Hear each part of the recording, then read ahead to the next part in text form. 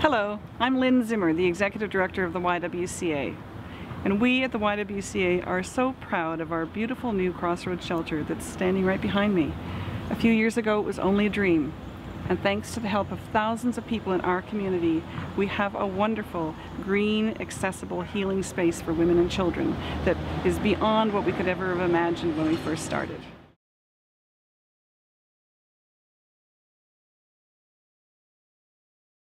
What does this building mean to us?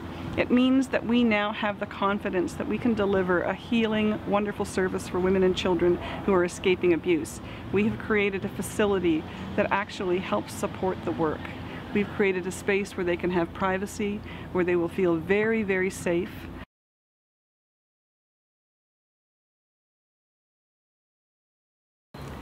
When women come to Crossroads, they've lost their sense of their own space. The place that was their home was unsafe. They never, even when they were alone and it was quiet, they never knew when it would be dangerous again.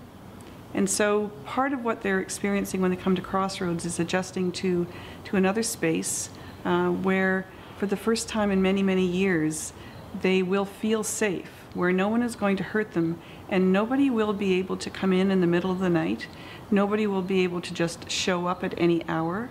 The sound of a car door isn't going to be as alarming as it used to be, because they know they're with caring people who are here to protect them, and they know they're in a space that was built to protect them. And so while they're here, they can feel relaxed for the first time in years sometimes.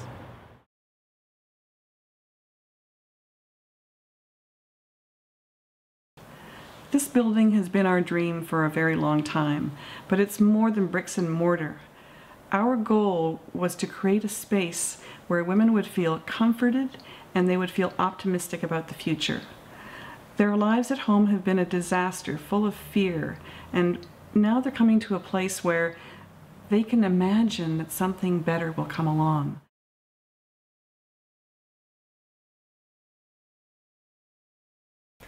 When children come into the shelter for the first time, there's a look in their eyes that's very haunting. It's like they've come in from a war zone, and having been so used to the bombs falling out of the sky, not knowing what's going to happen next, and all of a sudden they're in a safe space with caring, loving people. Their parent, their mom is with them, and it takes time for them to trust that something horrific isn't going to come and fall on their heads, that something's not going to come out of the dark and take them out of their beds and slam them into a wall and hurt them. I guess they're shy and they're afraid, but the longer that they stay with us, the longer that they're able to get involved with the people that work there and see that their moms are happy and feeling safe and not frightened whenever there's a knock at the door. It's an amazing thing to see that slowly, day by day, that light comes back in their eyes, that the trust comes back, those tentative smiles become big, wide grins, and they laugh and they play, and their tummies aren't empty because they're able to eat without being afraid of getting in trouble for being hungry.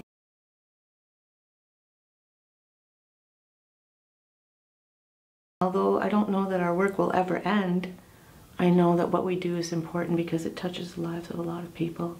And when it touches the life of a child, it can change that life irrevocably.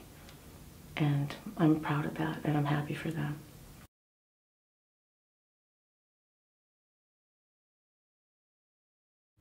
Bill and I have co-chaired the YWCA Safe Haven campaign, and we were very honored to be asked to do that and have enjoyed our role as co-chairs for the last 2.5 years.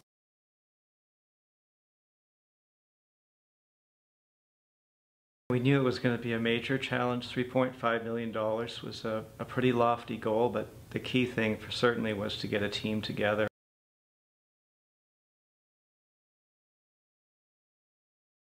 Awareness was a big issue.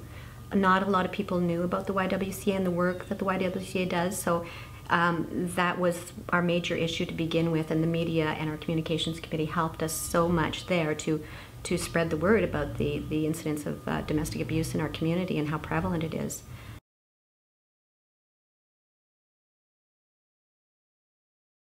It was really quite touching walking down George and you know, seeing the reaction of people, and particularly the women. It was quite emotional, actually, because I think it was a surprise to them, but it was very, very strong to see men doing this for such a worthy cause.